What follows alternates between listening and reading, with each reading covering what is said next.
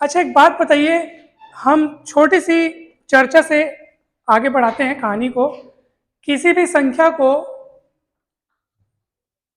0 से डिवाइड करेंगे तो क्या होगा? शून्य से जब हम किसी संख्या को विभाजित करेंगे तो क्या होगा?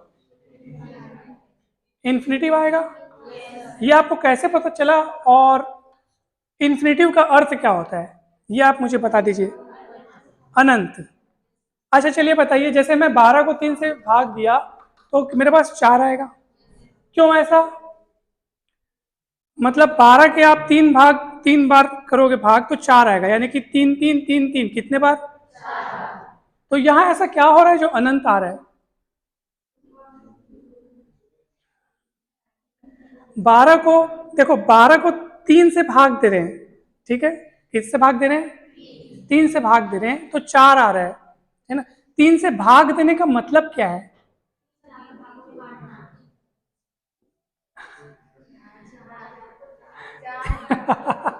3 बराबर भागों में बांटना तो 4 4 आएगा, प्रत्येक भाग 4 4 आएगा, 4 3 12। इसका मतलब क्या होगा? 17 को शून्य बराबर भागों में बांटना। तो 17 को शून्य से भाग देंगे तो फिर 17 ही आना चाहिए उस हिसाब से। तो आपको मैं बता दूं, अभी आप लोग गणित वाले हैं, बीएससी में हैं, तो आपके लिए ये एक प्रकार से ये रटा उठाया है कि हाँ, किसी भी संख्या के बटे में 0 होता है, या किसी संख्या को 0 से भाग देते हैं तो कितना आता है। तो आपके माइंड में वो बसा हुआ है, इसलिए आप इसमें ज्यादा घुसते नहीं है या इसके बारे में ज्यादा सोचते नहीं है। क्वेश्चन सॉल्व करते समय जब भी बटे में 0 आता है तो चुपचाप क्या लिख देते हैं अपन, लेकिन हम लोग सोचते नहीं कि क्यों ऐसा होता है। कई लोग को आज भी डाउट है कि किसी संख्या को 0 से डिवाइड करने पर क्या वही संख्या आती है, या फिर क्या 0 आता है, क्या 1 आता है? कई लोग 1 भी सोचते हैं। 1 क्यों सोचते हैं? 17 को 0 से डिवाइड कर रहे हैं मतलब उसका कुछ हिस्सा नहीं कर रहे हैं, तो 1 आएगा मतलब पूरा का पूरा वो 17 बचा रहेगा हमारे पास। जैसे कोई कागज है और उसका मैं एक भी टुकड़ा नहीं कर रहा हूं तो मेरे पास क्या बचेगा? पूरा पूरा कागज बचेगा ना, तो मतलब 1, यानी कि वो पूरा कागज बचेगा। ऐसा भी कई लोग सोचते हैं। तो प्रश्न यही है। अच्छा, हम लोग अनंत लिखते हैं, वो क्यों लिखते हैं बताओ अनंत? क्योंकि हमको उस प्रॉब्लम को सॉल्व करना होता है, उस गणितीय ऑपरेशंस को आगे बढ़ाना होता है। वास्तव में किसी संख्या को 0 से डिवाइड करने पर कुछ नहीं आता, क्योंकि ये डिफाइंड ही नहीं है, अर्थात परिभाषित। क्यों परिभाषित नहीं है? या अनंत भी आता है तो क्यों आता है? अब हम थोड़ा सा समझते हैं इसकी बेसिक को।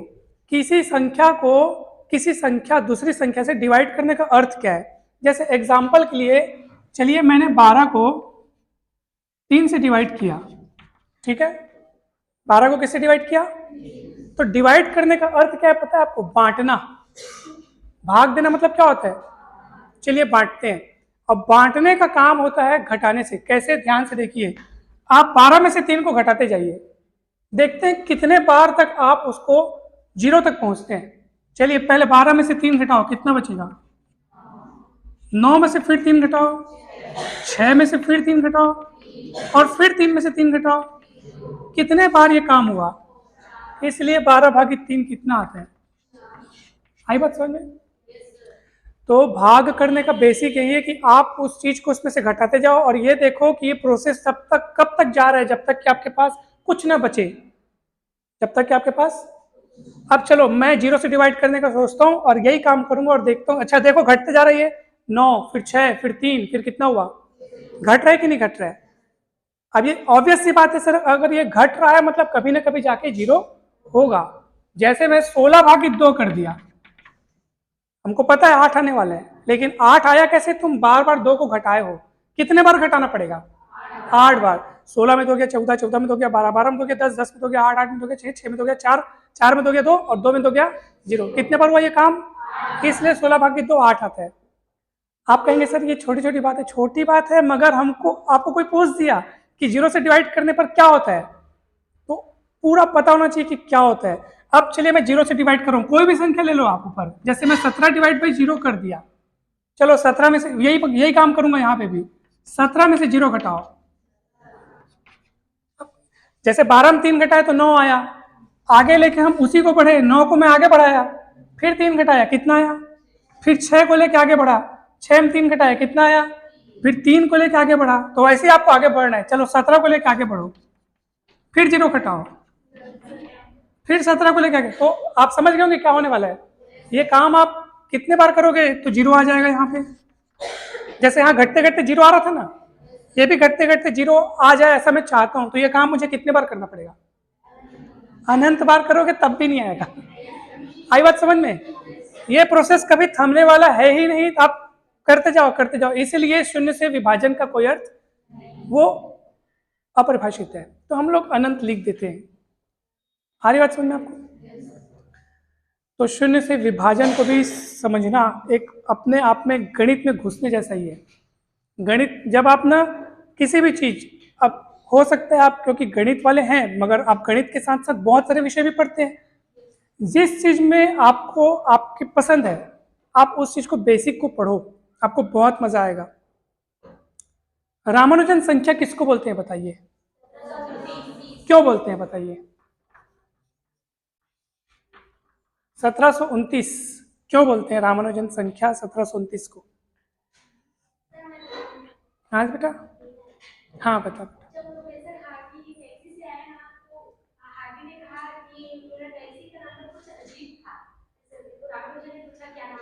हाँ बहुत बढ़िया।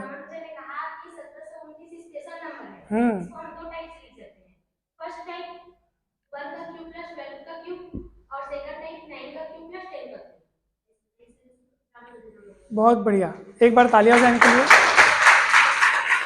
बहुत बढ़िया। वो अस्वस्थ चल रहे थे जब, तो प्रोफेसर आरडी उनसे मिलने आए, तो बातों ही बातों में प्रोफेसर आरडी ने बताया कि भाई मेरी गाड़ी का नंबर 1729 है, बहुत बोरिंग नंबर है, कोई स्पेशल नंबर नहीं है, जैसे 777 ऐसे होता है ना कुछ, तो ऐसा कुछ एक इंटरेस्टिंग नंबर नहीं है, 1729 है। तो रामानुजन तुरंत, उनका दिमाग सोचो कितना तेज चल रहा है, उन्होंने बोला ये बोरिंग नंबर नहीं है, बहुत स्पेशल नंबर है, इसको हम 2 अंक के घन के योग के रूप में लिख सकते हैं, और केवल ऐसा 2 प्रकार से ही व्यक्त कर सकते हैं। एक तो 12 का घन, समझ में आ रहा है? 12 का घन प्लस 1 का घन, ठीक है, 12 का घन होता है 1728, 12 गुणित 12 करोगे 144 आएगा, 144 गुणित 12 करोगे तो 1728 आएगा, ठीक है, और 1728 प्लस 1 कितना हो जाएगा? 1729।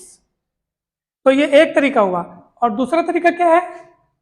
9 का क्यूब प्लस 10 का क्यूब, 10 का क्यूब यानी 1000, 10 गुणित 10 100, 100 गुणित 10 1000, और 9 का क्यूब 9 नहीं है 81, 81 नहीं है 729, तो 729 प्लस 1000 कितना हुआ? 1729। तो ये 2 प्रकार से आप 1729 को व्यक्त कर सकते हो, इसलिए इसको क्या बोलते हैं अपन? रामानुजन अंक। प्रश्न ये है कि क्या 1729 बस रामानुजन संख्या है क्या, या इसके अलावा और भी रामानुजन संख्या है? बहुत सारे। हाँ वेरी गुड बेटा, बहुत सारे ऐसे नंबर्स हैं जिनको आप 2 अलग अलग संख्याओं के क्यूब्स के सम के रूप में लिख सकते हैं, और 2 ही प्रकार से उसको व्यक्त कर सकते हैं। जैसे इसको हम 1729 को केवल कितने प्रकार से लिख सकते हैं? 2 प्रकार से लिख सकते हैं। आ रहा है आपको समझ में? तो मजा आ रहा है कि नहीं आ रहा है? हम लोग अभी गणित की गहराइयों में धीरे धीरे घुसेंगे, अभी केवल शुरुआत है, आप लोग देखते जाइए आगे आगे और भी अच्छी अच्छी चीजें मैं आपको बताऊंगा। आप लोग बोलते हैं सर ऐसा वाला गणित पढ़ने में हमको मजा आता है, लेकिन जो हमारे सिलेबस में बीएससी में है, जैसे आप लोग फर्स्ट ईयर में पढ़े होंगे, ग्रुप थ्योरी पढ़े हैं क्या? अभी नहीं पढ़े? ग्रुप थ्योरी फर्स्ट ईयर के सिलेबस में है। तो कहने का अर्थ ये है कि गणित में केवल यही सब संख्याओं वाली बातें नहीं है, बहुत सारे टॉपिक्स हैं गणित में। अच्छा, मैं एक इक्वेशन लिखता हूं, आप लोग बताइएगा उसका उत्तर क्या है, ठीक है? फिर उस इक्वेशन की कहानी मैं आपको सुनाऊंगा।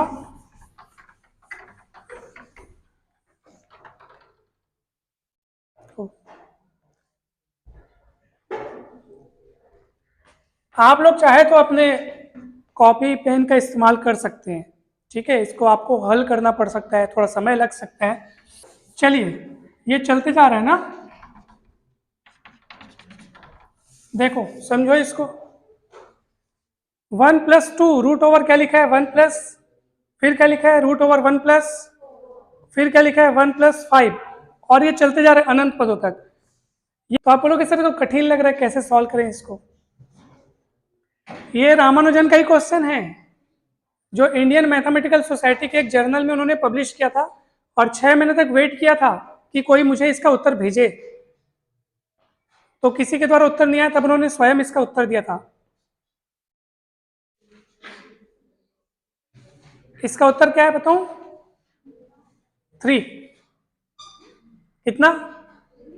अब कैसे, देखिए ध्यान से देखिएगा आप सब, मैं 3 से ही कहानी शुरुआत करता हूं, ठीक है। ये क्या है? 3 को हम लिख सकते हैं क्या? √9 लिख सकते हैं, पक्का? क्या √9 को हम लिख सकते हैं क्या 1 + 8 लिख सकते हैं? क्या 8 को लिख सकते हैं क्या 2 × 4? पक्का? कोई डाउट है क्या? क्या 4 को लिख सकते हैं क्या √16? देखो ये चीज तैयार होते जा रही है, आप ध्यान से देखना, ये चीज यहां से तैयार होते जा रही है। 1 + 2 × 4 को लिख सकते हैं क्या चीज? √16 लिख सकते हैं ना? चलिए आगे बढ़ते हैं। अब आगे देखिएगा आप, 1 + 2 √16 को लिख सकते हैं क्या 1 + 15? लिख सकते हैं ना? रूट अपनी जगह है, मैंने 16 को क्या लिखा 1 + 15, ठीक है ना? चलिए गाड़ी आगे बढ़ाते हैं। ये रूट है 1 + 2 √15 को लिख सकते हैं क्या 3 × 5? अब आप समझ गए होंगे आगे किस तरह से गाड़ी बढ़ रही है। 5 को आगे मैं क्या लिखने वाला हूं, आप समझ गए होंगे। 1 + 2 √1 + 3, 5 को लिख सकते हैं क्या चीज √25। √25 5 होता है ना? आप देखो ये तैयार होते जा रहे हैं कि नहीं होते जा रहे हैं, गौर से देखो। और मैंने क्या किया, मैंने आपके सामने वही चीज, वही सीरीज रख दिया जो आगे बढ़ के मेरे को मिलती जाएगी ना, मैंने वही सीरीज आपके सामने रख दी और इसका आंसर पूछा क्या होगा। आप सोच में पड़ गए कौन सॉल्व करेगा इसको। लेकिन हम जब सॉल्व करने बैठे तो हमने कहानी की शुरुआत कहाँ से करी? आंसर से करी। जो इसका आंसर था हमने वहीं से शुरू किया, तो इसका आंसर क्या आएगा? 3 आएगा। ये रिसर्च पेपर में प्रकाशित किया था स्वयं रामानुजन ने, इंडियन मैथमेटिकल सोसाइटी के रिसर्च पेपर में। कोई उत्तर नहीं दे सका था, सोचिए जरा आप। रिसर्च पेपर तो, रिसर्च पेपर मतलब सीधी सी बात है कि उसको मेन लोग ही पढ़ते हैं, जो रिसर्च कर रहे हैं वही लोग पढ़ते हैं। लेकिन देखिए उनकी क्रिएटिविटी, ये उनकी क्रिएटिविटी थी, उन्होंने ऐसा दिमाग लगाया था। इसको आप अनंत पदों तक खींच लो, ये अनंत पदों तक ही जा रहे हैं, और देख लो वही चीज है कि नहीं है। अभी आगे बताओ क्या होने वाला है। √25 को फिर क्या लिखेंगे अपन? 1 + 24, 1 + 24 को क्या लिखेंगे आप 4 × 6, 6 को क्या लिखेंगे आप √36, फिर 36 को क्या लिखेंगे 1 + 35, फिर 35 को तोड़ेंगे 5 × 7, फिर 7 को लिखेंगे √49, और ये चलते जाएगा आपके पास। समझ में आ रहा है कि नहीं बताओ? पक्का ना?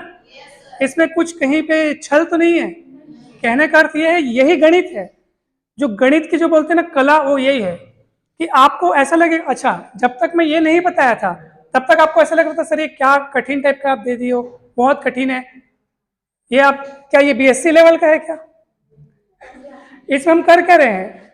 कुछ नहीं कर रहे हैं, स्क्वायर रूट लिख रहे हैं, फिर उसको तोड़ के 2 भागों में लिख रहे हैं, फिर स्क्वायर रूट करके आगे बढ़ा रहे हैं कहानी को। तो मेरे ख्याल से इसमें जो काम कर रहे हैं ना, वो काम हम लोग 6वीं 7वीं में पढ़ के आए। बताइए, तो ये उनकी क्रिएटिविटी थी। गणित में आप इसी क्रिएटिविटी के साथ जब आगे बढ़ेंगे ना, तो आपको इतना मजा आ जाएगा कि आप पूछिए मत। एक बार क्या हुआ कि एक पिता अपने 2 बच्चों के साथ पिज्जा खाने गए। क्या खाने गए? पिज्जा खाने गए। अब उन्होंने पिज्जा ऑर्डर किया, तो दुकानदार को जो पिज्जा ऑर्डर किया उन्होंने, वो था 8 इंची पिज्जा। 8 इंची पिज्जा कौन से आकार का होता है? पिज्जा गोलाकार का होता है। तो 8 इंची बोलने का मतलब ये है कि जिसकी रेडियस हो 8 इंच, रेडियस अर्थात त्रिज्या। कितनी इंच? तो वहां पे वेटर ने बोला कि सर वो जो 8 इंची जो पिज्ज़ा है वो तो अभी तैयार होने में थोड़ा समय लगेगा, मैं आपके लिए दूसरा पिज्ज़ा ला देता हूँ। कितना इंची वाला? 12 इंची वाला। कितने इंची वाला? 12 इंची वाला एक पिज्ज़ा उन्होंने। अब उनके कितने बच्चे थे? वो 2 बच्चे थे, तो दोनों बच्चों के लिए उन्होंने 8-8 इंची के पिज्ज़ा मंगवाए। कितने इंची के पिज़्ज़ा मंगवाए? मतलब जिसकी रेडियस कितनी है? 8-8 इंच। तो वो बोला सर अभी टाइम लगेगा, मैं अभी नहीं मंगवा सकता, मेरे पास एक पिज़्ज़ा है सर 12 इंची त्रिज्या का, तो आप कहें तो वो भेज दूँ। तो उनके बच्चों को लगा कि ये तो हमसे घाटे का सौदा कर रहे हैं। हम उनसे क्या मांग रहे हैं? 2 पिज़्ज़ा मांग रहे हैं, 2 पिज़्ज़ा ऑर्डर कर रहे हैं। कितने इंची वाला? 8 इंच वाला। तो वेटर ने क्या कहा कि मैं एक पिज़्ज़ा परोस देता हूँ, एक पिज़्ज़ा ऑर्डर ला देता हूँ सर, कितने इंच वाला? तो बच्चों ने कहा नहीं नहीं, हमको तो 2 पिज़्ज़ा चाहिए, हम 2 लोग हैं तो 2 पिज़्ज़ा खाएंगे 8-8 इंच वाले, हम अलग अलग खाना पसंद करते हैं। तो उनके पापा ने समझाया कि देखो बेटा, हम ये वाला ऑर्डर कर लेते हैं, इसमें ज़्यादा फायदा है। बच्चों ने कहा कैसे फायदा है? वो एक लाएगा, वो भी कितने इंच वाला, और ये 2 लाएगा, कितने इंच वाला? 8-8 कितना होता है? क्योंकि 2 लाने वाला है, तो 16 में ज़्यादा फायदा है कि 12 में ज़्यादा फायदा है? ऐसा बच्चों ने सोचा। आप बताइए कौन सा पिज़्ज़ा उनको मंगवाना चाहिए? 8-8 इंच वाले 2 पिज़्ज़ा मंगवाने चाहिए या 12 इंच वाला एक मंगवाना चाहिए? 8-8 इंच वाले 2 मंगवाने चाहिए। इसी में फायदा नजर आ रहा है ना। उनके पिता गणितज्ञ थे, उन बच्चों के पिता क्या थे? गणितज्ञ थे। उन्होंने वेटर को 12 इंच वाला एक पिज़्ज़ा मंगवाया, ज़्यादा खाने को मिलेगा करके। पूछो कैसे? चलिए देखते हैं कैसे।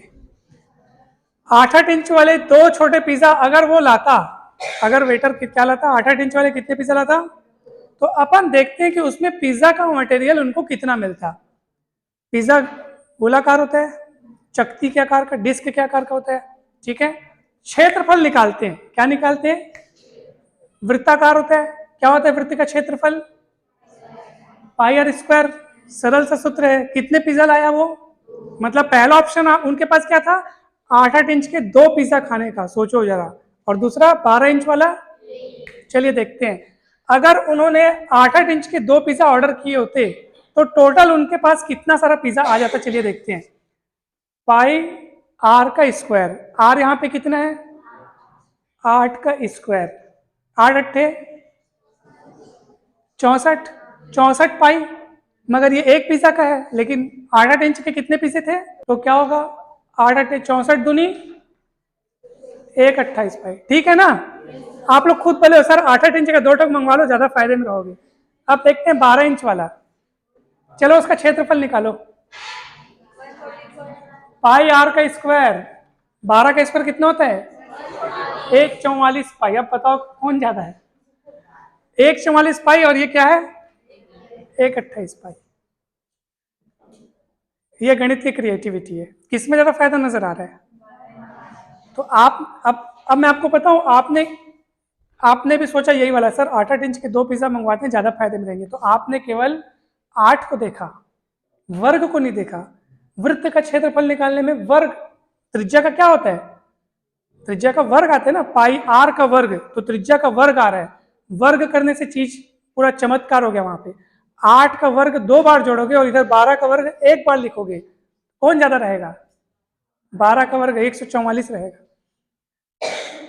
देखो गणित का कहां कहां यूज नहीं है, सोचो। आप पिज्जा खाने जाते तो आप तो घाटा करके आते। उसी रेट में वो 12 इंच का एक पिज्जा देके जा रहा था। सारी बात सुनने, मेरे कहने का अर्थ ये है कि देखो, और ये जो कहानियां मैं आपको सुना रहा हूं, ये तो रामानुजन का स्वयं का क्रिएटिविटी है। कहने का अर्थ ये कि गणित न केवल आप किताबों में देखिए, बल्कि आप गणित को दुनिया में देखिए। जब आप गणित को दुनिया में देखेंगे, दिन रात आपके दिमाग में जब हर चीज में जब आप गणित देखने लगेंगे ना, तो ही वास्तव में आपको गणित से लगाव होगा। केवल परीक्षा दिलाने के लिए हमको गणित नहीं पढ़ना चाहिए। परीक्षा दिलाने के लिए तो हम क्या करते हैं? पिछले 5 साल का अनसॉल्व उठाते हैं, परीक्षा वक्त पकड़ते हैं। हाँ ये क्वेश्चन आया है 2012 में, 14 में, 18 में, भी अब आएगा इस साल, अरे यही वाला आएगा, इसी को पढ़ते हैं और वो 5-6 क्वेश्चन तैयार करते हैं और परीक्षा में पास हो जाते हैं। फिर हम कहते हैं कि हम ग्रेजुएट हो गए। क्या ये आप सही मायने में ग्रेजुएट हुए? क्या सही मायने में ग्रेजुएट कब कहलाएंगे? जब आप उस चीज को आप एकदम लगन के साथ जानते रहे हो, आपने उसको पढ़ा हो, आपने उसको गढ़ा हो। पढ़ना अलग होता है और गढ़ना अलग होता है ना भाई। तो ये आपको सीखना है। बहुत सी ऐसी क्रिएटिव चीज हैं जिनको आप सीख सकते हो। चलिए मैं आपको एक और क्वेश्चन दूं, आप बताएंगे उसका उत्तर। मजा आ रहा है कि नहीं आ रहा है? आप चाहें तो कुछ प्रश्न पूछ सकते हैं, या आप चाहें तो आप गणित कैसी कुछ चीज बोल सकते हैं। तो उसके बारे में मैं आपको जितना भी मुझसे बन सकेगा मैं आपको बता सकता हूँ, क्योंकि चर्चा में दोनों पक्ष अगर बढ़िया उत्साहित रूप से बात करें तो ज़्यादा अच्छा होता है ना भाई। आपके मन में कुछ उत्सुकता होगी तो आप पूछ सकते हैं हमसे कि सर गणित में हमको ये वाला चीज़ समझ नहीं आता, या इस टॉपिक पे हमको डाउट होता है, कि सर कॉम्प्लेक्स नंबर समझ नहीं आता, या ग्रुप थ्योरी समझ नहीं आता, या अलजेब्रा समझ नहीं आता, या डिफरेंशियल इक्वेशन समझ में नहीं आता, ट्रिग्नोमेट्री समझ में नहीं आता। आप कुछ भी ऐसा आपके मन में जो डाउट होगा आप पूछ सकते हैं, तो उसके बारे में थोड़ा बहुत जो मुझे बताते बनेगा मैं जरूर बताऊंगा आप लोगों को।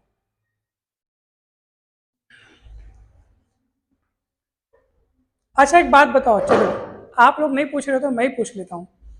शून्य कौन सी संख्या है? सम संख्या है कि विषम संख्या है? इवन नंबर है कि ऑड नंबर है? जीरो?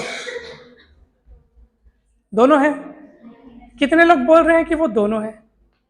अच्छा कितने लोग बोल रहे हैं कि शून्य विषम संख्या है?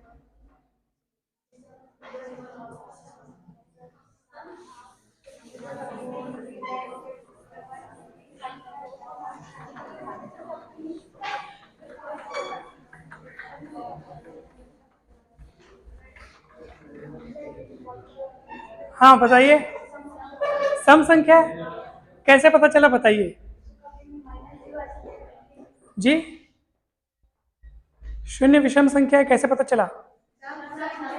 सम संख्या है। अच्छा सम संख्या है, हाँ तो कैसे पता चला बताइए। देखिए आप कुछ भी उत्तर दे रहे हैं ना तो उसका कारण आपको, हाँ बताइए बताइए। शून्य सम संख्या है ये आपको कैसे पता चला बताऊं? अच्छा एक बात बताओ, चलो इसको छोड़ो, शून्य के बारे में छोड़ो, बाकी किसी दूसरी संख्या के बारे में बात करते हैं। 8 सम संख्या है कि विषम संख्या है? अब इसका कारण बता दो, ये क्यों सम है? हाँ जी, दो से क्या होता है? विभाज्य होता है पूरा पूरा। तो बस आप शून्य के बारे में ये बात क्यों नहीं बोल सकते? शून्य भी इसीलिए सम संख्या है क्योंकि ये दो से पूरा पूरा विभाज्य होता है, सीधी सी बात है। और एक कारण बताऊं मैं आपको, जो भी सम संख्या है, जैसे ये 18 सम संख्या है कि नहीं है? कोई भी सम संख्या है कि नहीं है इस बात का पता आप लगा सकते हैं अगर आप उस संख्या को दो गुणित कुछ कुछ के रूप में लिख पा रहे हैं, दो गुणित समथिंग कोई नंबर। तो 18 सम संख्या है ये कैसे पता चला? क्योंकि 18 को हम लिख सकते हैं दो गुणित 9 या कुछ भी, दो गुणित कुछ कुछ के रूप में अगर आप लिख पा रहे हैं तो वह संख्या सम संख्या है। क्या जीरो को लिख सकते हैं दो गुणित कुछ कुछ के रूप में? लिख सकते हैं ना, दो गुणित जीरो, दो गुणित, इसलिए जीरो क्या है? एक सम संख्या। आ रहा है समझ में? अभी जैसे मैं आपसे पूछूं 1 से लेकर 10 तक की संख्याओं को जोड़ो, कितना आएगा? चलो 1 से लेकर के 10 तक की संख्याओं को आपस में जोड़ो, कैसे पता चला? कल ही जोड़े थे। अच्छा चलो 1 से लेकर 100 तक की संख्याओं को जोड़ो, कैसे आया? हाँ अच्छा, तो आपने इसका उत्तर निकाला कैसे? सूत्र है ना इसका। हाँ, मैं क्या था, मैंने एक बच्चों से, ऐसे ही मैं गेस्ट लेक्चर में गया था ना, तो बच्चों से पूछा 1 से लेकर 10 तक की संख्याओं को जोड़ो, 1 2 3 3 3 6 6 4 10, ऐसे जोड़े थे लोग। तो 2 मिनट बाद उन लोग 55 करके बोले। मैं बोला ये तो 2 सेकंड का काम है। फिर 1 से 10 तक तो सबने जल्दी जल्दी बता दिया, 55 55 55, खुश हो गए एकदम कि हम सही उत्तर बता दिए। फिर मैं बोला चलो 1 से 100 तक का बताओ, फिर वो लोग सुस्त हो गए। 1 से लेकर 100 तक कौन बताएगा? तो इसका एक सरल सा सूत्र है सर, देखो सर, 1 2 3 जहां तक भी आपको जोड़ने को कहा जा रहा है, ठीक है, मान लो कहां तक जोड़ने को बोल रहे हैं? 10 तक जोड़ने को बोल रहे हैं, ठीक है। जहां तक जोड़ने को बोला जा रहा है ना, आप वो लिखो, एक बढ़ा के लिखो गुणे में, और 2 से डिवाइड कर दो, आपका आंसर आपके पास। जैसे मान लो 1 से लेकर मेरे को बोल रहे हैं 100 तक जोड़ो, तो कहां तक जोड़ने को बोल रहे हैं?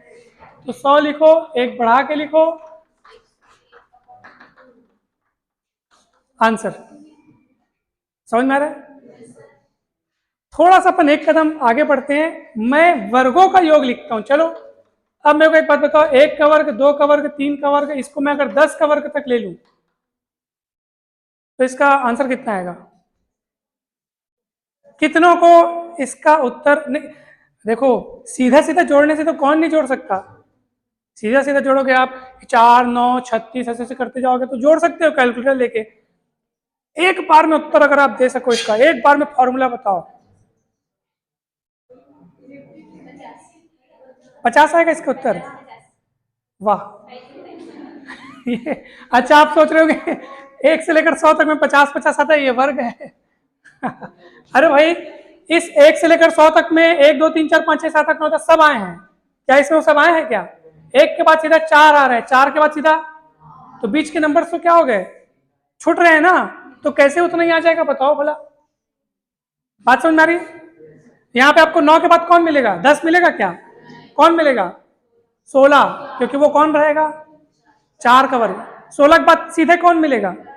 25, तो बीच के नंबर छूट रहे हैं ना, तो कैसे फिर 50 50 आ सकता है? मैं बताऊं इसका फॉर्मूला, मेरे को आता है। इसका फॉर्मूला है, देखो अभी अपन कहां तक जा रहे हैं? 10 तक। अगर मान लो n तक जाते अपन, कहां तक जाते? तो फॉर्मूला में लिखता हूं, फिर आप उसमें n के स्थान पर 10 लिख लेना और फिर आप उसको सॉल्व कर लेना। इसका फॉर्मूला होता है n plus 1 2n plus 1 by 6। ठीक है ना? क्या होता है formula? n plus 1 2n plus 1 by, अब मैं कहां तक जोड़ने को बोला था आपको?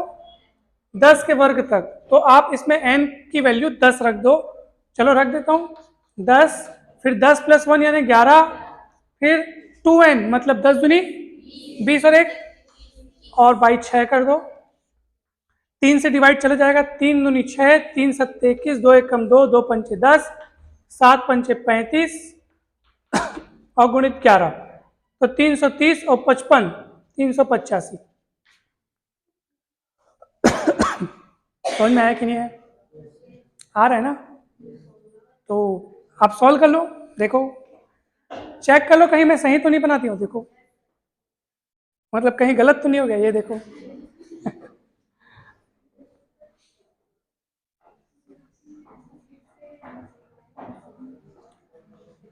अच्छा मैं आपको एक और मस्त वाला सूत्र बताता हूँ, ठीक है? बोर तो नहीं लग रहा है ना? जिसको बोर लग रहा है बताना, उसके लिए मेरे पास और बहुत सारे सवाल हैं। इंटरेस्ट पैदा करने के लिए बहुत सारी चीजें हैं, लेकिन अभी क्या हम छोटी छोटी चीजों को देख रहे हैं, ठीक है ना? चलिए, अच्छा सबने पास्कल ट्रायंगल के बारे में तो सुना ही होगा, चलो ठीक है कोई बात नहीं। इसका सूत्र जानते हो कि नहीं जानते बताओ? बच्चा बच्चा जानता है, क्या होता है?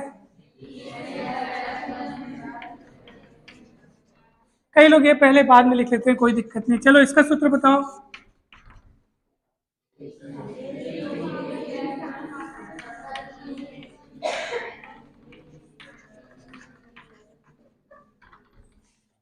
ईमानदारी से बताओ, ये ऊपर वाला छोड़ो, नीचे वाला कितनों को याद था?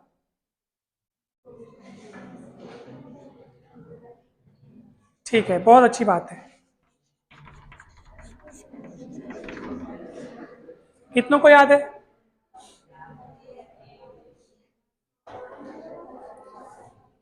याद है? मेरे को भी याद नहीं है, बना सकते हैं? कैसे? अच्छा, आप बोल रहे हो कि sir a plus B cube का जो फॉर्मूला तैयार हुआ लिखा हुआ है, आप इसके दोनों पक्षों में a प्लस बी का गुणा कर दो तो तैयार हो जाएगा, है ना? है कि नहीं?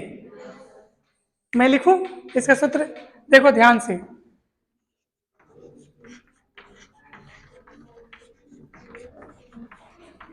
रट के नहीं आया हूं ना, ये समझ करके लिखा गया है। आपको मैं इसका ट्रिक बताऊंगा, क्योंकि हम जब भी इस प्रकार के सूत्रों का सामना करते हैं तो ये आपको जहां तहां मिलता ही होगा, ये बहुत बार ऐसे सूत्रों का हम लोग सामना करते ही हैं।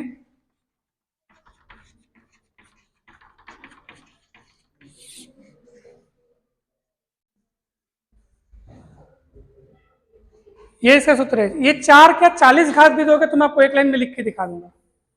40 घात 45 घात 100 घात 5 घात 10 घात 15 घात, बिना दिमाग लगाए बिना कुछ सोचे बस ऐसे लिखते चले जाऊंगा और लिखा जाएगा फॉर्मूला। ये एकदम सही फॉर्मूला है, परफेक्ट फॉर्मूला है, आप इसकी जांच कर सकते हैं। अब कैसे लिखा मैं बताऊं आपको? देखो ध्यान से समझना, इसको सीखने के दो तरीके हैं। पहले कौन सा तरीका बताऊं, पहला कि दूसरा?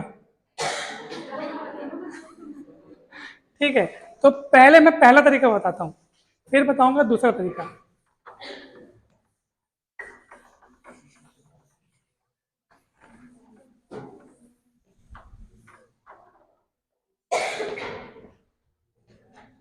सब ध्यान से देखिएगा, बहुत मजा आएगा। ये क्या लिखा है? 1 लिखा है ना, नीचे कुछ दूरी पर फिर 1 1 लिख दो, ठीक है ना। फिर एक और एक को जोड़ो, फिर कुछ दूरी पर 1 1 लिख दो। ध्यान से देखते हैं ना, बहुत मजा आएगा। फिर इनको जोड़ो, 1 और 2 3, 2 और 1, फिर कुछ दूरी पर 1 1 लिख लो। फिर इनको जोड़ो, 1 और 3 4, 3 3 6, 3 1 4, फिर एक एक लिख लो। ये कहानी आपको जहां तक बढ़ाने का मन कर रहा है बढ़ाइए, जितना ज्यादा आप बढ़ा सकते हैं उतने ही ज्यादा घात वाला सूत्र आप लिख सकते हैं। चलो फिर जोड़ो, 1 4 5, 4 6 10, उनके बीचों बीच में लिखना ना, 6 4 10, 4 1, फिर एक एक लिख लो। और आप बढ़ा सकते हो आगे, लेकिन मैं यहीं तक स्टॉप करता हूं। अब आपको मैं बताता हूं कि सूत्र कैसे बना। देखो ध्यान से, सबसे ऊपर में क्या लिखा है? ये a प्लस बी की घात में 0 है, क्योंकि किसी भी चीज की घात में 0 का मान कितना होता है, ठीक है। ये a प्लस बी की घात में 1 है, a प्लस बी आएगा, ठीक है ना। अब सुनो, नीचे से कहानी थोड़ी सी बदल रही है, ध्यान से समझना सब लोग, बहुत ध्यान से, आपको बहुत मजा आएगा। ये क्या लिखा है? 1 to 1, क्या लिखा है ये? 1 to 1। कैसे 1 to 1 का इस्तेमाल करना, ध्यान से देखो। ये आपको सूत्र प्रदान करेगा a प्लस बी स्क्वायर का। कैसे बताऊं, ये देखो, कुछ नहीं करना है, इन अंकों को आप लिख लो, 1 2 1, 1 2, ठीक है। आपको क्या करना है, इधर से a की घातों को घटते क्रम में लिखना है, किसकी घात को, और इधर से b की घात को घटते क्रम में लिखना है। तो आप बोलोगे सर घटते क्रम में लिखना है, वो तो समझ में आ गया, शुरुआत कहां से करनी है? तो शुरुआत वहीं से करनी है जो इसकी घात में लगा हुआ है। इसकी घात में क्या लगा है? स्क्वायर, मतलब 2 घात है, मतलब आपको शुरुआत करनी है ए स्क्वायर, एक घात कम करो तो ए स्क्वायर से एक घात कम की तो ए बना। अब खत्म, इधर से बी स्क्वायर से चालू करो, बी स्क्वायर, बी, खत्म, तो बीच में प्लस लगा लो, सूत्र तैयार हो गया। नहीं समझ में आया? आगे देखो, इधर से आपको a प्लस बी की घात 3 का सूत्र मिलेगा, a प्लस बी की घात 3 का। कैसे करना है? 1 3 3 1 को लिख लो, 1 3 3 1, समझ में आया कि नहीं है? फिर वही कहानी, इधर से किसको कम करना है? a की घात को। इधर से किसको कम करना है? चलो फटाफट कम करो, a की घात 3, 3 से क्यों शुरू किए? क्योंकि आप क्यूब का सूत्र जानना चाह रहे हो। यहां जो घात लगेगी ना, वहीं से कम करना शुरू करना है।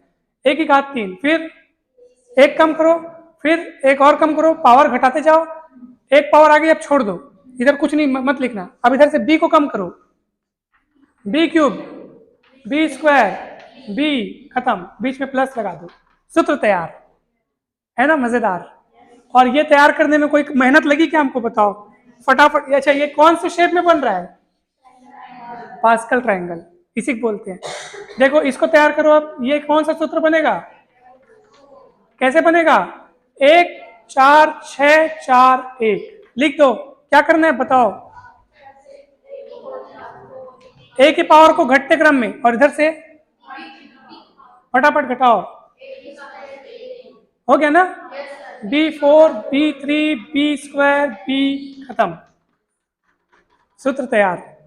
क्या मजेदार चीज है ना, मस्त। अब इसकी कुछ खास बात मैं आपको बता रहा हूं, ध्यान से सुनो, कुछ खास बातें जो आपके जानने के लिए बहुत जरूरी है, ठीक है। देखो ध्यान से, ये क्या लिखा है? a प्लस बी का वर्ग, मतलब जब आप द्विघात का सूत्र बना रहे हैं, किसका सूत्र बना रहे हैं? द्विघात का। तो 2 घात वाले जब आप प्रसार कर रहे हैं तो उनमें पदों की संख्या, नंबर ऑफ टर्म्स कितने? 1 2 3, 1 2 3, 2 घात के सूत्र में 3 पद आ रहे हैं। ये कितने घात का सूत्र है? देख लो, 1 2 3 4, एक ज्यादा आएगा।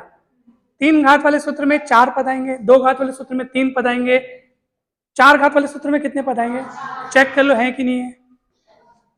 कहाँ गया 4 घात वाला? 1 2 3 4 5, समझ में आ रहा है? दिमाग लग रहा है? 10 घात वाला सूत्र लिखोगे तो कितने पद आएंगे? 11। पक्का ना? एकदम। और एक खास बात है इसमें, सब लोग ध्यान से देखो, क्या खास बात है मेरे को बताओ।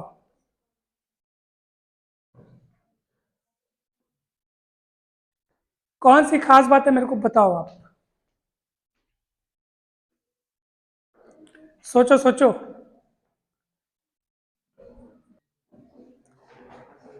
मैं बताऊं? मैं बताऊं? सामने से पढ़ो चाहे पीछे से पढ़ो, कॉफिशिएंट का जो क्रम है एक जैसा है। 1 3 3 1, 1 4 6 4 1, 1 4 6 4 1, है कि नहीं? इधर से पढ़ो चाहे इधर से पढ़ो, एक जैसा क्रम है। 1 4 6 4 1, 1 4 6 6 4, 1 4 6 4 1। इसको पढ़ोगे तो क्या होगा?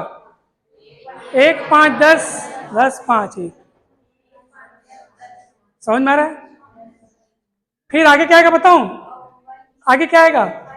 1 6 15 20 15 6 1, 1 6 15 20, 1 6 15 20 15 6 1, 7 21 35 35 21 7 1। उसके आगे का आएगा 7, फिर उसके आगे आएगा, ऐसे आते जाएगा आते जाएगा। अब आप बोलोगे सर ये चीज तो बहुत अच्छी बताई आपने, मगर इसके लिए हमको इसको बनाना पड़ेगा। बनाना पड़ेगा कि नहीं? नहीं बनाना पड़ेगा। अब मैं आपको एक ऐसा ट्रिक बताऊंगा जो दूसरा तरीका है, जिसके लिए आप इसको बिना बनाए भी एक लाइन में सूत्र लिख सकते हैं। मस्त सूत्र बताऊं क्या अभी? चलिए बताता हूं इसको। अच्छा, लेकिन इसमें एक और ट्विस्ट है, एक और खास बात है। देखिए खास बात क्या है। पहली खास बात क्या देखी आपने इसमें, कि जितना घात लगा है उससे एक ज्यादा संख्या में हमको सूत्र मिल रहा है, पद मिल रहे हैं। दूसरी क्या खास बात देखी आपने, सामने के जो गुणांक है, गुणांक अर्थात कोफिशिएंट्स, उनका सामने से पढ़ो चाहे पीछे से पढ़ो क्रम सेम है। तीसरी खास बात सुनो, किसी भी पद में ए और बी की घातों को जोड़ के देख लो आप, उतना ही आएगा। देखो जोड़ो तो ए की घात कितना है और बी के पावर में कितना है? 3 और 1। हर पद में ए और बी की पावर्स का योग अर्थात सम उतना ही होगा जितने की यहाँ पे घात का सूत्र लिखने जा रहे हैं। ये कितना है? 2 2 कितना होता है? ये कितना है? 1 और 3 4। इसमें तो पूरा बी का घात 4 है। समझ में आ रहा है क्या? आप लोग बोलेंगे सर ये तो ठीक है, अगर मान लो हमको a माइनस बी की घात में 4 का सूत्र तैयार करना हो, अब क्या करेंगे? माइनस वाला भी तो आता है हमारे सामने। कुछ मत करना। जैसे मान लो यही मेरे को माइनस वाला, ये मान लो मेरे को माइनस वाला बनाना होता तो मैं क्या करता? पहला पद को प्लस रहने देना, पहले वाले को रहने देना, फिर दूसरे को माइनस करना, चिन्ह बदल देना, तीसरे को प्लस रहने देना, चौथे को, ये कहानी लास्ट तक चलती जाती। पहला पद को प्लस रह के फिर अल्टरनेट चिन्ह बदलते जाते। अल्टरनेट बोलने का मतलब पहला का चिन्ह बदलना, फिर तीसरे का बदलना, पांचवें का बदलना। समझ में आ रहा है? चलो मेरे को बताओ इसका क्या होगा सूत्र बताओ। ये लिखूंगा मैं 1 5 10 10 5 6 1 लिखूंगा, लेकिन माइनस है तो क्या होगा बताओ? इसी में तैयार करके बताओ, इसी में तैयार करके बताओ। चलो ए की घात 5, ए की घात 4, ए की घात 3, ए की घात 2, ए की घात 1, बी की घात 5, बी की घात 4, बी की घात 3, बी की घात 2, बी की घात 1, प्लस फिर माइनस फिर प्लस फिर माइनस फिर प्लस फिर माइनस। सूत्र तैयार। कैसा लगा? अब फटाक से मैं आपको दूसरा वाला तरीका बताता हूं और फिर आगे की बात करेंगे। देखिए हम लोग, अच्छा एक बात बताओ, मैं आपको एक मस्त वाली पहली पूछ रहा हूं, ठीक है? पहली समझो, एक सवाल है, दिवाली क्यों मनाते हैं? बहुत सरल सवाल है। तो आप बोलेंगे सर उस दिन श्री राम भगवान अयोध्या वापस आए थे, उनके स्वागत में बहुत सारे दीप जलाए गए थे, हम दिवाली मनाते हैं ना? ठीक है, उस दिन आप बहुत सारे दिए जलाते हैं, घर में खुशियां मनाते हैं, मिठाई बनाते हैं, नए कपड़े पहनते हैं और पटाखा जलाते हैं, तो दिवाली मन गई। ठीक है, होली क्यों मनाते हैं? तो उसके लिए भी आप कुछ कहानी सुना देंगे। तो भारत में विभिन्न त्यौहार, विभिन्न दिवस किसी न किसी घटना को लेकर के हम मनाते हैं। हो गया, फिर वो त्यौहार चले जाते हैं, फिर हम सब कुछ भूल जाते हैं। असल में किसी भी त्यौहार या किसी भी दिन को मनाने का कारण ये होता है कि आप अपने जीवन में उसको लेकर के क्या सीखते हैं, आपके जीवन में क्या चेंजेस आ रहे हैं। जब तक आपके जीवन में कुछ चेंजेस नहीं आ रहे ना, तब तक वो त्यौहार आपके लिए महज एक घटना हुआ कि हाँ वो हमारे जीवन में ये घटना आई और चली गई, हमने उससे कुछ नहीं सीखा। ऐसा ही तो होता है ना। जैसे एग्जाम्पल के लिए आज हम गणित दिवस मना रहे हैं, तो गणित दिवस क्यों मनाते हैं तो आपने बता दिया, रामानुजन ये वो जो भी है पूरा आपने रीजन बता दिया। लेकिन सही मायने में गणित दिवस मनाना आपका तब सार्थक होगा जब जिस व्यक्ति के लिए दिवस मनाया जा रहा है उस व्यक्ति के जीवन से आपको क्या सीखने को मिला, आपने उसमें खुद का अपना नया क्या किया। तो अभी जितनी मैं आपको शुरू में जो रामानुजन जी के बारे में जो जानकारी दिया वो तो आप गूगल में भी सर्च करके पढ़ सकते हैं। नहीं पढ़ सकते बताओ? मैं खुद वहां से पढ़ के आया हूँ। तो मतलब आदमी कहीं ना कहीं से तो पढ़ के आएगा ना। तो मैं तैयारी करके आ गया था कि हाँ ये मेरे को बोलना है करके। तो वो तो आप बोलोगे सर वो तो हम भी पढ़ सकते हैं सर कुछ नया। तो कुछ नया में यही है कि मैं यही सोच के आया था कि मैं बच्चों को क्या ऐसा नया दूंगा जिससे उनको मजा आए। तो मैंने कुछ ऐसे ट्रिक्स चुन चुन करके आपके लिए लाए हैं जिससे आपको उस विषय में रुचि जागृत हो। जिन लोगों को गणित बोरिंग लगता है, नीरस लगता है, उनके लिए गणित अच्छा लगेगा, उनको बहुत पसंद आएगा। और जब आप गणित में अपना ऐसा विशेष ध्यान देंगे, लगन लगाएंगे और नंबर अच्छा आएगा ना आपका, तो आप बोलोगे कि हाँ जो गणित दिवस था मैंने उसको अच्छे से मनाया। तो किसी भी चीज़ को अच्छे से मनाने का जो रीज़न होता है वो यही होता है कि आपके जीवन में उस चीज़ को लेकर के क्या उत्कर्ष आया, क्या उन्नति आई, तब तो वो दिन सार्थक कहा जाएगा। बात समझ में आ रही है?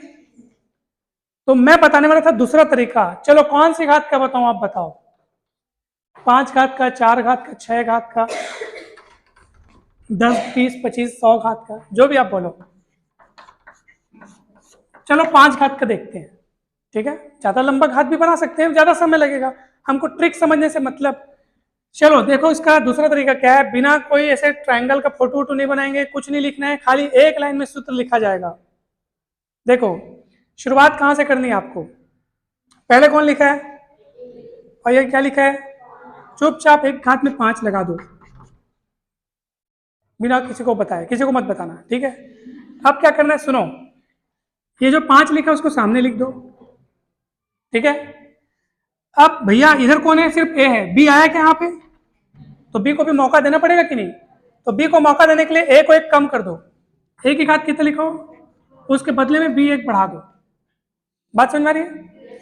अगली कहानी में क्या करना है आप ध्यान से सुनो, अब समझने वाली चीज है। जो ए की घात में लिखा है, किसकी घात में लिखा है, और जो सामने लिखा है, उन दोनों को गुणा करो, 5 चौक। तो उनको लिख के से रफ कार्य में, अभी आप रफ सीख रहे हो ना इसलिए मैं लिख रहा हूं, नहीं तो ये काम आप दिमाग में भी कर सकते हो। तो जो एक ही घात में लिखा है और जो सामने लिखा है उन दोनों को गुणा करो, और अभी तक आप जितने पद लिख चुके हो, कितने पद लिख चुके हो अभी तक, उसको डिवाइड कर दो, कितना आएगा, आगे 10 लिख दो। फिर क्या करो, एक ही घात फिर एक कम कर दो, बी की घात फिर एक बढ़ा दो। फिर वही काम करना है आपको, एक ही घात में कितना लिखा है, 3, सामने कितना लिखा है, फिर गुणा करो, 10 दिया। और अभी तक आप कितने पद लिख चुके हो, कितना आएगा, फिर 10 आगे बढ़ाओ, ए को एक कम कर दो, बी को एक बढ़ा दो। अब लो बताओ अगला क्या आएगा, आप बताओ। एक ही घात कितना है, सामने कितना लिखा है, गुणा करो, और अभी तक आप कितना पद लिख चुके हो। तो क्या करोगे, 20 भागित कितना आएगा, 5 लिखो, एक कम करो, बी एक बढ़ा दो। अब क्या आएगा, ए की पावर कितना है, और एक पंचे 5, और 5 डिवाइड बाई कितना आएगा, एक को कोई लिखता नहीं है, छोड़ो हटाओ, ए को खत्म करो, बी की घात 5, एक वही तो आया ना, 1 5 10, 10 5 1। समझ में आया कि नहीं? तो गणित मजेदार है कि नहीं? बहुत ज्यादा मजेदार है ना।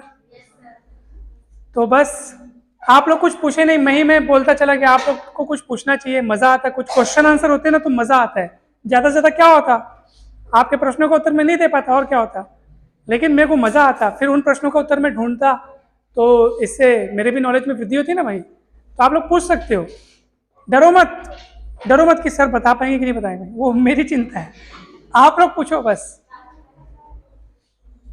किसी को भी गणित में कुछ जानना हो या कुछ मन में उत्सुकता हो कि सर इस चीज के बारे में कुछ बताइए, या अगर आप ज्यादा दूर तक मान लो नहीं सोच पाते तो आपके विषय से संबंधित, आप जो भी 3 पेपर्स पढ़ते ना, 3 बुक है 2 बुक है, फर्स्ट ईयर में तो अब 2 बुक आ गई ना, और सेकंड फाइनल में 3 बुक है। आप पूछ सकते हैं कि सर ये वाला सब्जेक्ट कुछ बता दो, या ये टॉपिक मेरे को कठिन लगता है, तो आप पूछिए, बताना ना बताना हमारे ऊपर है। आप पूछ सकते हैं।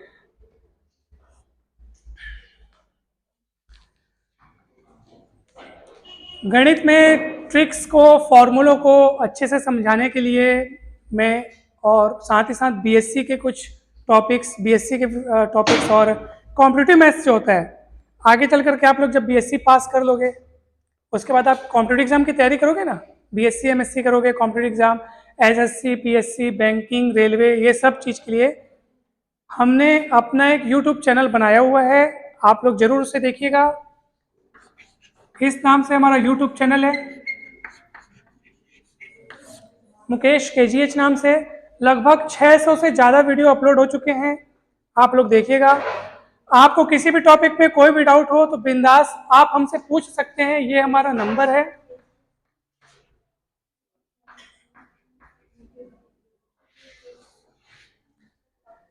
जब भी गणित में कोई समस्या हो, किसी भी प्रकार का कोई डाउट हो, कुछ शंका समाधान करना हो, कुछ सलाह लेनी हो, तो आप इस नंबर पे हमसे पूछ सकते हैं।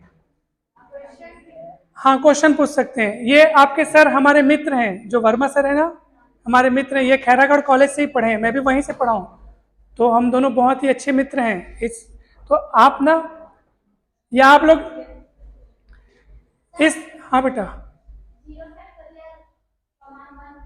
बहुत बढ़िया, very good question. Zero factorial का मान 1 क्यों आता है? किसी को इसका उत्तर पता है?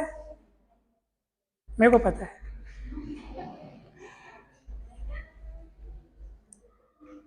बताऊं? चलिए अभी बताता हूँ, ठीक है। फिलहाल मेरे को जो मैं कुछ बोल रहा था उसको बोलने दो ना, फिर बताता हूँ, ठीक है।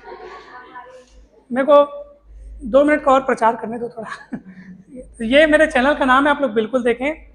और ये नंबर है, आप कभी भी कोई समस्या हो, कोई डाउट हो, इस पर आप पूछ सकते हैं सभी लोग। या मैं आप लोगों को एक काम करूंगा, ग्रुप भी बना दूंगा।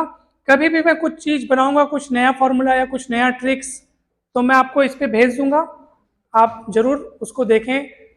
अभी जैसे जो छत्तीसगढ़ की जो वैकेंसीज निकलती है, बच्चे लोग जो फॉर्म भरते हैं, तो अभी मैं आजकल उस पर ध्यान दे रहा हूँ।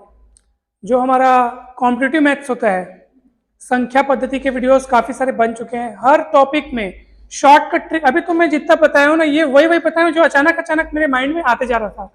बहुत सारी ऐसी चीज़ें हैं जो मैं आपको नहीं बता पाया हूँ क्योंकि समय सीमित है। वर्गमूल निकालने का शॉर्टकट ट्रिक, घनमूल निकालने का शॉर्टकट ट्रिक, वर्ग और घन निकालने का, भाग करने का शॉर्टकट ट्रिक। मतलब कई लोग के सामने हम लोग भाग करने की प्रक्रिया जो है बचपन से पढ़े हैं, फिर भी कोई बड़ी संख्या अगर दे दी जाए तो कई लोग डिवाइड करने में कंफ्यूज हो जाते हैं कि आखिर डिवाइड कैसे होगा। दशमलव के साथ कई लोग खेलना नहीं जानते। ये सब चीज आप लोग बहुत ही आसानी से सीख सकते हैं, सरल शब्दों में सीख सकते हैं।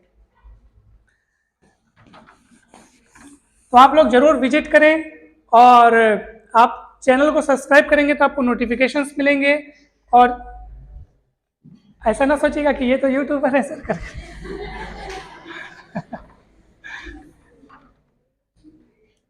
आपके सर का मैं बहुत बहुत शुक्रगुजार हूँ, और हमारे मित्र होने के नाते मैं इनको एकदम बार धन्यवाद ज्ञापित करता हूँ। और इन्होंने मुझे काफ़ी मतलब प्रोत्साहित भी किया है, और मतलब काफ़ी मतलब होता है ना, इनकरेज तो काफ़ी किए हैं। तो अपने सर के लिए एक बार आप तालियां जोरदार बजा दें। सर भी वहीं से पढ़े हैं जहाँ से हम पढ़े हैं, खैरागढ़ कॉलेज से। और मैं बहुत बहुत धन्यवाद मतलब सर को देना चाहता हूँ कि सर ने मुझे यहाँ पे मौका दिया। सोचिए मतलब राजनांदगांव इतना बड़ा शहर है, इतने कॉलेजेस है, फिर भी मेरे को एक प्राउड फील हुआ कि मुझे इस कार्य के लिए मतलब इस चीज़ के लिए चुना गया। तो ये मेरे को बहुत अच्छा लगा। और मैं पहली बार अपने शहर से मतलब दूसरे शहर में ऐसे व्याख्यान देने के लिए आया हूँ। ये मेरा पहला अनुभव है, क्योंकि नौकरी लगी मेरे को 2 साल हुए बस, ज़्यादा दिन नहीं हुआ है, ठीक है। अब सुनो,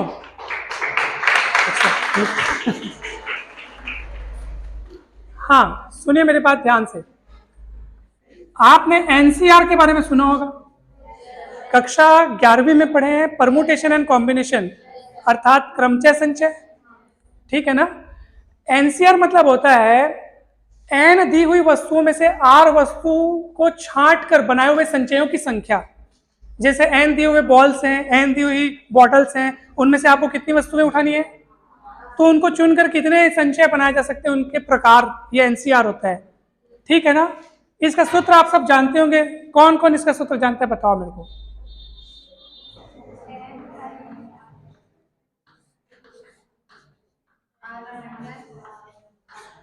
ये सूत्र होता है इसका, पता है सबको। अच्छा एक बात बताओ मेरे को, जैसे मैं बोल दिया भैया सर यहाँ पे आपके पास 3 संख्या रखी है और 3 संख्या में से आपको कोई 2 संख्या, या मैं थोड़ा बड़ा चीज लेता हूँ, ठीक है।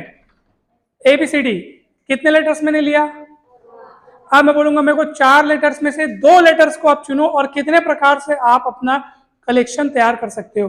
अब लोग सर 4 लेटर्स में से मेरे को 2 लेटर चुनना है, तो AB ले सकता हूँ, AC ले सकता हूँ, AD ले सकता हूँ। क्रम का ध्यान देखो, क्रमचय और संचय में यही फर्क होता है। क्रमचय मतलब क्रम का ध्यान रखा जाना, संचय मतलब सिर्फ इकट्ठा करना है आपको। क्रम का ध्यान संचय में नहीं रखा जाता। तो जैसे मैं AB बोल दूंगा तो आप BA करके नया मत बताना, ठीक है, वो एक ही चीज है, क्रम का इसमें कोई रोल नहीं है। अब बताओ आप कितने तरीके से चुन सकते हो, तो आप बोलोगे सर AB को चुनो, AC, ठीक है, CD आ सकता है, AD आ सकता है, कर सकते हो ना हिसाब। बहुत तरीके बनेंगे कि नहीं बनेंगे, बन जाएंगे, उसको आप कैलकुलेट करना। मगर मैं आपको बोलूंगा बेटा 4 लेटर दिए हैं, 4 वस्तुएं दी है, चारों में से चारों को उठा करके कितने संचय बन सकते हैं, तो आप बोलोगे सर आप चारों में से चारों को उठाकर एक ही तरीका हो सकता है। 4 चीजों में से 2 चीजें तो चुनने के तरीके बहुत सारे सकते हैं, इसको इसको चुनो, या इसको चुनो, या इसको चुनो, या पहले और चौथे को चुनो, बहुत से तरीके हैं।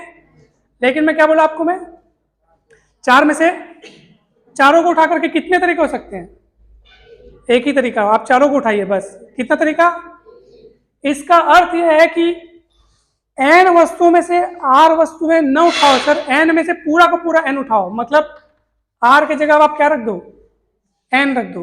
r की जगह n रखने का मतलब क्या है सर, कि मैं n वस्तुओं में से r वस्तु नहीं उठा रहा हूं, बल्कि n वस्तुओं में से पूरी की पूरी n वस्तुएं उठा रहा हूं, तो NCN होगा कि नहीं होगा बताओ, पक्का ना। इधर बताओ, मतलब हम क्या कर रहे हैं, दोनों पक्षों में, सरल शब्दों में समझे तो हम ये कह रहे हैं कि सर हम दोनों पक्षों में r के स्थान पर n रख रहे हैं। यहाँ पे सब इंग्लिश में, हिंदी मीडियम के कि इंग्लिश मीडियम के, इंग्लिश मीडियम के कौन कौन है, 1 2 3 4, अच्छा मैं ये शुरू में पूछना था, वैसे समझ में आ गया होगा आपको पूरा चीज, और बाकी सब हिंदी मीडियम के ना, खैर ठीक है। तो हम दोनों और क्या रख रहे हैं, आर के जगह पे क्या रख रहे हैं, एन। रखिए रखिए, अभी आपको उत्तर मिलेगा, रखो तो भला, फैक्टोरियल एन अपॉन फैक्टोरियल, ये क्या है, मगर हम आर के स्थान पर क्या रख रहे हैं, और ये क्या है, आर के स्थान पर क्या रख रहे हैं। समझ में आया कि नहीं है, देखो खेल आगे देखते जाओ, आगे खेल देखते जाओ। अच्छा बताओ, इसका मैं आगे इसके नीचे क्या लिखूं, मैं एनसीएन बोलने का मतलब क्या है, एन वस्तुओं में से कितने प्रकार से चुनी जा सकती है, सिर्फ एक प्रकार से।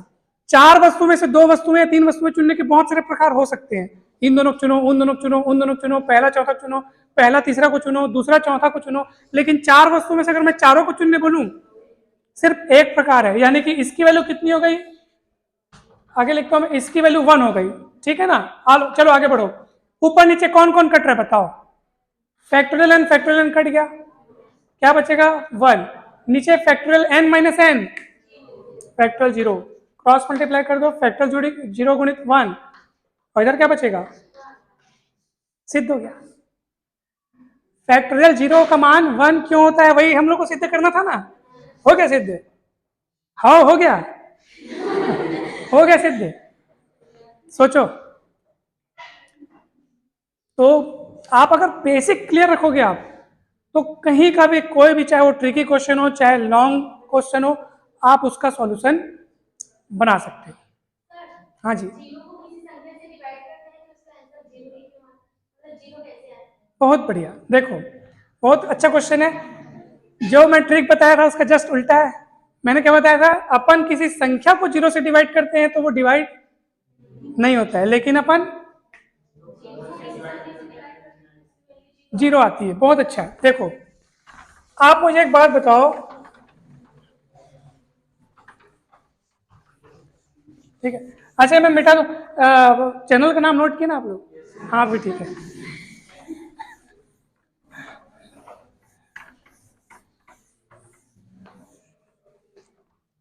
चलिए ध्यान से देखेंगे आप सब, मैं उसी मेथड से बताता हूं जिस मेथड से हमने किसी संख्या को जीरो से डिवाइड करने के बारे में कहा था। ये देखो, जैसे जीरो को मैं किससे डिवाइड करूं, 5 से, 4 से, 2 से, 3 से, किसी से भी, मान लो 5 से डिवाइड करता हूं। अब डिवाइड करने का अर्थ मैंने क्या बताया था, घटाते जाना। चलो जीरो में से 5 घटाओ, माइनस में नहीं जाना है आपको। जब दोनों संख्याएं प्लस में हैं, जब दोनों संख्याएं, दो चीज होती है, ठीक है ना, डिविडेंड और डिविजर, यानी भाज्य और, ठीक है ना, डिविडेंड मतलब जिसको भाग दिया जाता है, और डिविजर मतलब जिससे भाग दिया जाता है। भाज्य और भाजक जब दोनों प्लस में हो तो आंसर कभी माइनस में क्यों आएगा, माइनस में आंसर आपका प्लस में ही आएगा। तो आपको माइनस में तो जाना नहीं है सर, माइनस में। अब कुछ नहीं में से तुम 5 घटाओगे तो क्या आंसर आएगा, कैसे बोल दोगे 5, जब वहां कुछ है ही नहीं तो उसमें से 5 कैसे माइनस करोगे, तो क्या बचेगा, जीरो ही बचेगा ना। मैं कुछ नया मेथड में नहीं जा रहा हूं मेरा जो पुराना मेथड है मैं उसी में बात कर रहा हूं। भाग मतलब घटाने के हिसाब से मैंने आपको समझाया था। अब कुछ है ही नहीं उसमें, तुम कितना भी घटा लो, 1 करोड़ भी घटाओगे तो जीरो ही आएगा ना, क्योंकि वहां कुछ है ही नहीं। 100 रुपए में से 20 रुपए घटाओगे तो 80 रुपए बचेगा, लेकिन 0 रुपए में से आप 20 रुपए घटाओगे तो कितना बचेगा, तो घटा ही नहीं सकते, क्योंकि कुछ नहीं में से क्या घटाएंगे। तो इसलिए कितना आता है, हमेशा जीरो आता है। कोई चीज रहेगी तो उसके टुकड़े करोगे ना, कोई कागज रहेगा तो उसके टुकड़े करोगे, 2 टुकड़ा, 4 टुकड़ा। अब कुछ चीज है ही नहीं तो उसका क्या टुकड़ा करोगे, समझ में आ रहा है कि नहीं आ रहा है? इसलिए कितना आएगा, जीरो ही आता है। और किसी को कुछ पूछना हो, पहले बताओ मजा आया कि नहीं आया, ठीक है ना। तो अच्छा, चलिए देखिए, मेरे तरफ से तो मैंने जी भर आपको बताया। बहुत सारे ट्रिक है, ट्रिकों की अगर बात करें या अगर टॉपिक्स की बात करें या कुछ क्रिएटिविटी मैथ्स में जो एक से क्रिएटिविटी जिसमें से जो जो मुझे याद आई तो वो मैंने आपको बताई। लेकिन और भी बहुत सारी ट्रिक्स हों अगर। अच्छा एक बात बताइए, चलो इसको सॉल्व करो। वर्ग समीकरण आपने सबने पढ़ा है कि क्वाड्रेटिक इक्वेशन पढ़े हो आप सब, बचपन में पढ़े, कक्षा चौथी में, नहीं ज्यादा छोटा हो गया इसे तो, 8वीं 10वीं में पढ़े। चलो इसको बताओ, सॉल्व करो। 2 मिनट का समय आपके पास, ज्यादा देर में हम नहीं देंगे आपको। 2 मिनट का समय, सिर्फ 2 मिनट, सॉल्व करो। x plus 1/x+2 plus x+2/x+1 37/6।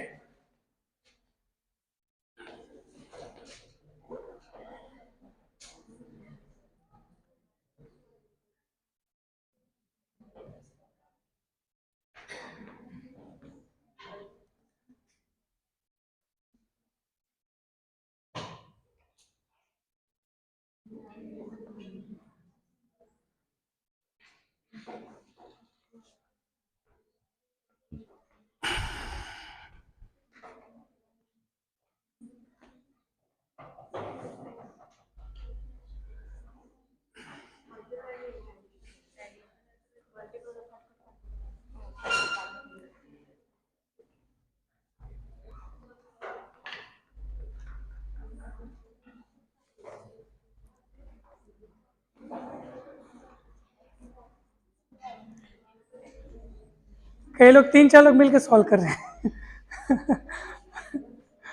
एक कॉपी है, 5 लोग बैठे हैं, एक मतलब ग्रुप सॉल्यूशन है ना, मतलब सलाह देते जा रहे हैं, ऐसे कर वैसे कर, एला आप जोड़, एला घटा।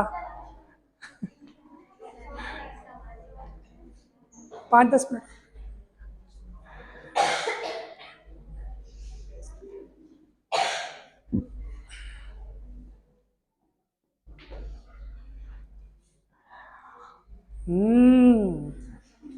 इतने समय में तो मैं ऐसे ऐसे 10 बना देता।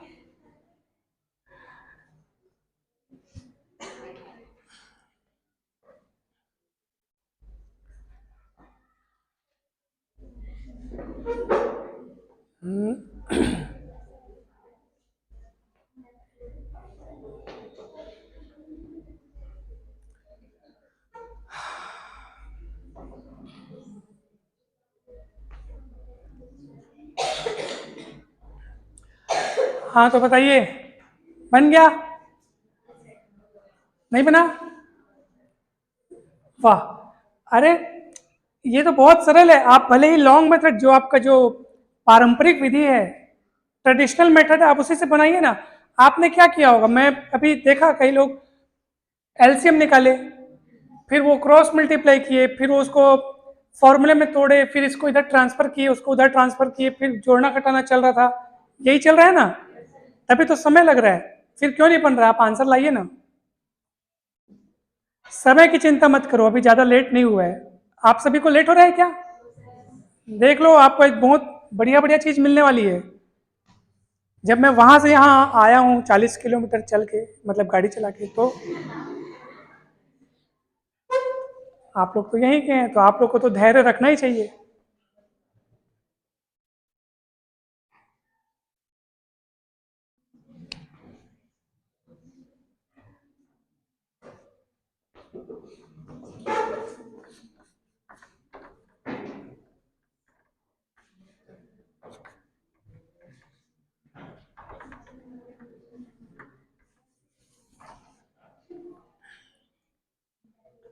हो गया ना?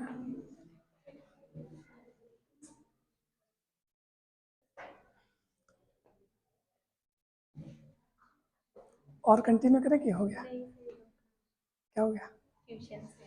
अच्छा अच्छा, ट्यूशन से 5 मिनट और है ना? 5 मिनट। मैं कहाँ लेट कर रहा हूँ, बच्चे लोग लेट कर रहे हैं। लेट आप लोग की तरफ सो रहा है। आप लोग जल्दी उत्तर बता दो तो हम लोग अपना सेशन समाप्त करते हैं। अच्छा चलो मैं बता देता हूँ, ठीक है? आप लोग जैसे सॉल्व कर रहे हैं वैसे आप लोग सॉल्व करेंगे तो उत्तर पा जाएंगे, कोई दिक्कत नहीं है। सॉल्व करेंगे तो उत्तर क्यों नहीं पाएंगे? लेकिन हम लोग के सोचने का तरीका थोड़ा सा अगर क्रिएटिव हो जाए तो फिर क्या ही मजा आ जाएगा। मतलब देखो, देखो सब लोग ध्यान से,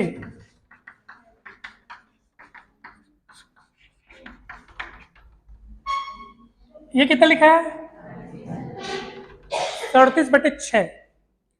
आप इनको गौर से देखो, एकदम घूर के देखो, इनको घूरो, और आपको ऐसा लग रहा है क्या ये दोनों एक दूसरे के उल्टे हैं?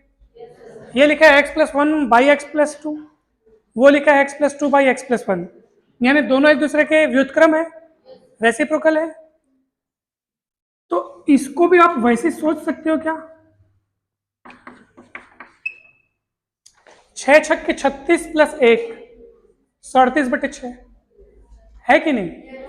और आप देख लो, ये दोनों भी एक दूसरे के उल्टे हैं। ये 6/1 है और वो कौन है? समझ में आ रहा है कि नहीं आ रहा है? तो जब ये दोनों एक दूसरे के उल्टे हो गए, ये दोनों एक दूसरे के उल्टे हो गए, तो आप तुलना कर लो ना। तुलना कर लो कौन कौन किसकी जगह में दिख रहा है। आप पहले वाले को पहले वाले के बराबर रख लो, दूसरे दूसरे के बराबर रखो, या अगर आप पहले को उसके बराबर और इसको इसके बराबर रखोगे ना, तब भी आपका आंसर आएगा।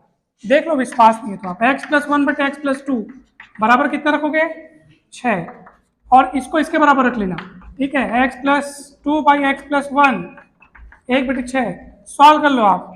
x+1 ये इधर तिर्यक गुणा होगा, क्रॉस मल्टीप्लाई होगा, तो 6x+12, ये इधर आएगा तो -11, और उधर आएगा 5x, x का मान आएगा 5 -11/5। क्या आया है आप लोग से इतना आंसर? हाँ, तब आपको थोड़ा देखो, जरूरी नहीं कि प्लस में व्युत्क्रम करते बने, माइनस में भी बन सकता है। इस टाइप के बहुत सारे इक्वेशन है।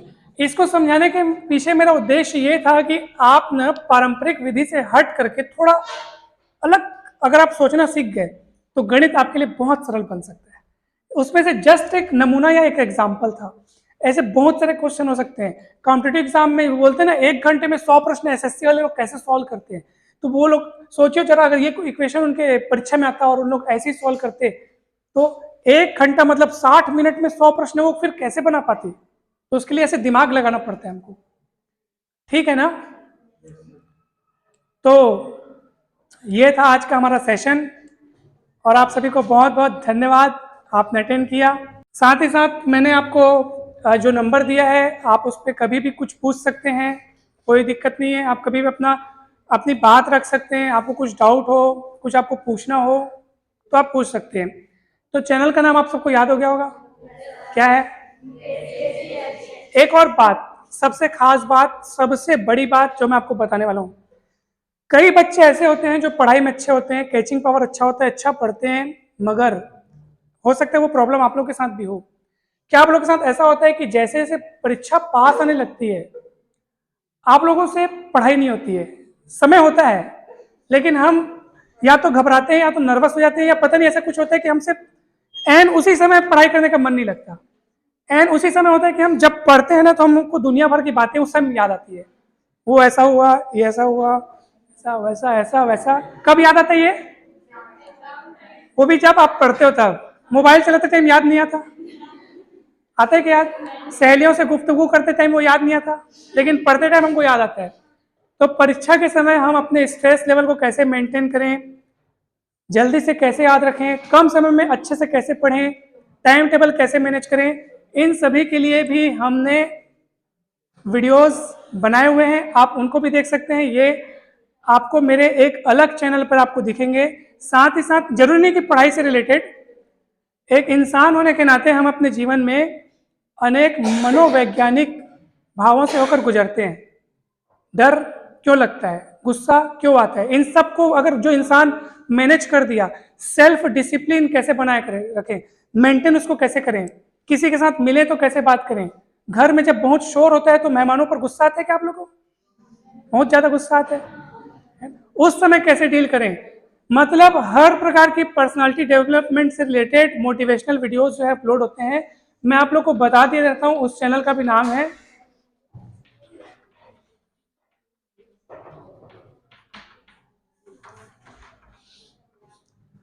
आप मुझे अपनी डाउट्स भी बता सकते हैं, इस पर कमेंट कर सकते हैं, या मैं जो आपको नंबर दिया हूं आप उस पर मुझसे पूछ सकते हैं, मैं आपको वो भी बता दूंगा।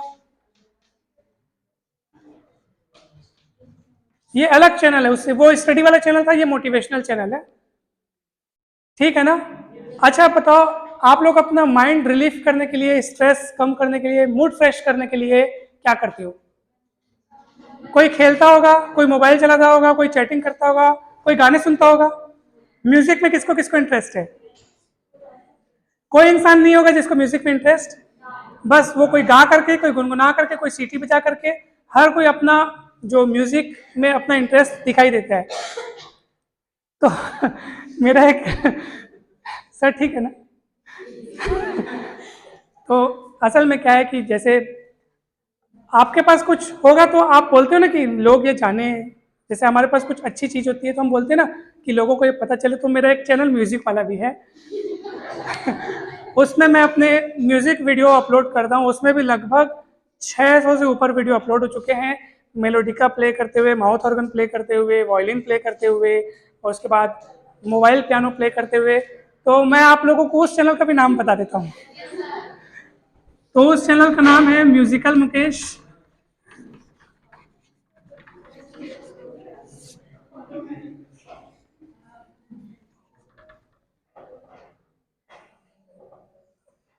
तो आप लोग उसको देख सकते हैं। इसमें ओल्ड सॉन्ग से लेकर के न्यू सॉन्ग, 90s 80s के सॉन्ग, सारे प्रकार के सॉन्ग्स इसमें प्ले किए हुए हैं। आपको बहुत मज़ा आएगा, एकदम मज़ा आ जाएगा। तो इतना ही हो गया मेरे तरफ से, इतना ही है। ठीक है।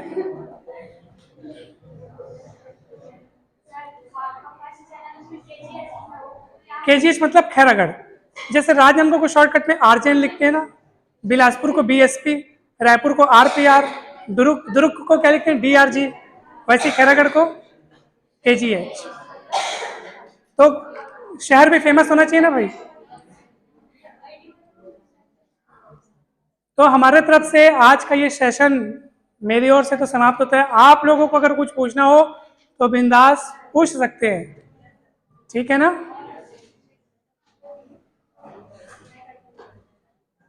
बताइए बताइए।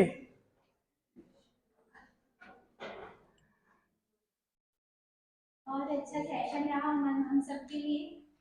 आप सबको भी होप सो बहुत मजा आया होगा।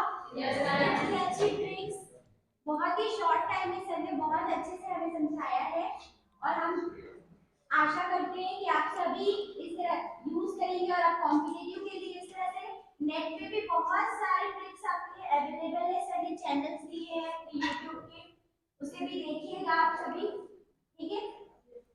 सर का धन्यवाद करते हैं।